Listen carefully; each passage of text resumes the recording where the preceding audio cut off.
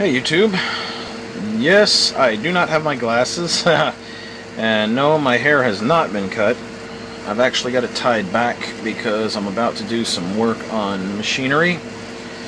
And when you're working around machinery, especially rapidly spinning machinery, you do not want your hair where the machine can suck it in and basically tear it from your head.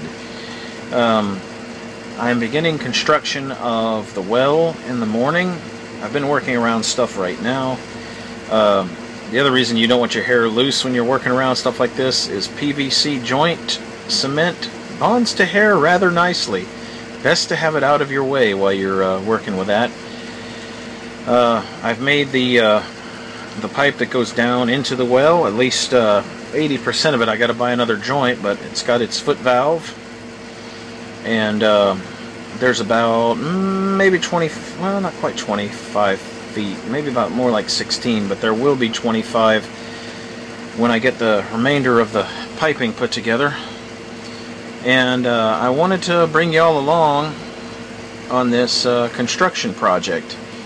Tomorrow, I'm going back out to the house in Kirbyville. I'm going to build the platform that the pump is going to set on. For those of you that don't know, our well collapsed. The deep well we had, it was drilled maybe 40-something years ago, and whoever drilled it used that paper-thin galvanized steel casing, or whatever the heck it was. It may not have even been casing. It may have just been what they had. Well.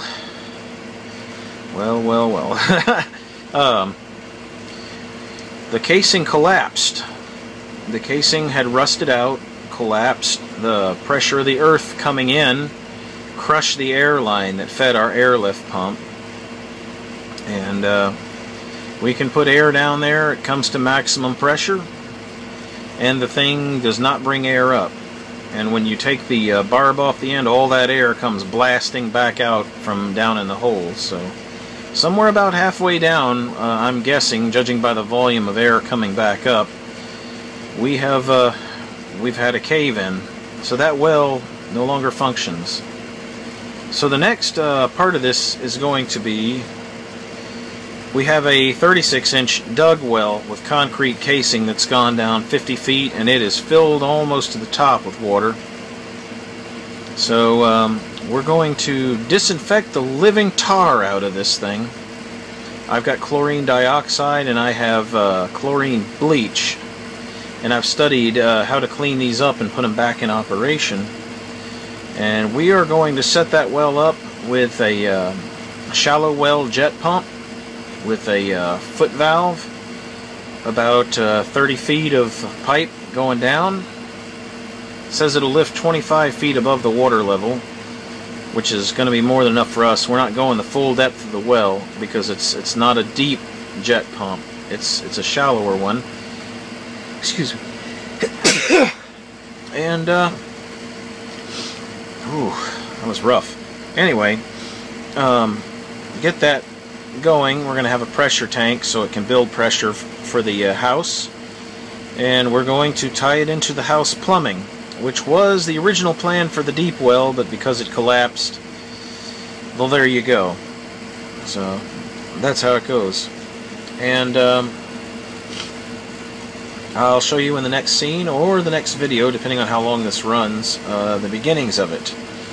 And we'll just, as we build it step by step, I'll make a video, or I'll put little bits onto this one. So for those of you that want to follow along, yeah, come on. And thanks for watching, y'all. So here we go. This is what we're going to use. This is about half of what we're going to use for the thing.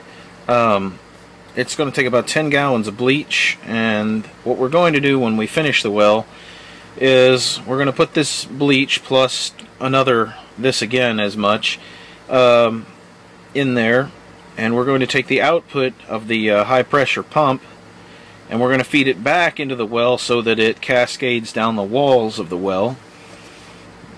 And with this very highly chlorinated water, we are going to sterilize the walls of the well with this, essentially killing everything that exists in there that is harmful to us. The only thing this won't fix is nitrates, and for that we'll have to send it to the county extension for testing and just pray. There's no livestock within any close range of where we are, and the septic is way beyond the safety margins, so you know it's way out there from it. So we shouldn't have that. We don't use fertilizers, and we don't have animals crapping around it. So hopefully this will have it, and this will have to sit in the well for 2 or 3 days while it kills everything, and then the well will have to be drawn from until the taste and smell of chlorine. Of course, I wouldn't be tasting it, but until the smell of chlorine is gone out of it, and then the taste of chlorine is gone out of it. And then it can be sent off to the county at its draw point for testing. But this is going out tomorrow with me. And this over here, that is a jug that's going to be filled with water. That's going to be to prime the pump from the top of the intake. There's going to be a T, and that's going to be poured down in there until it fills the pipe from the foot valve up and then into the pump. And then that'll be closed off, and the pump will be started, and it will be allowed to pressure up the bladder tank. Now, bladder tank I'll show you in the next video, or when I'm out there building.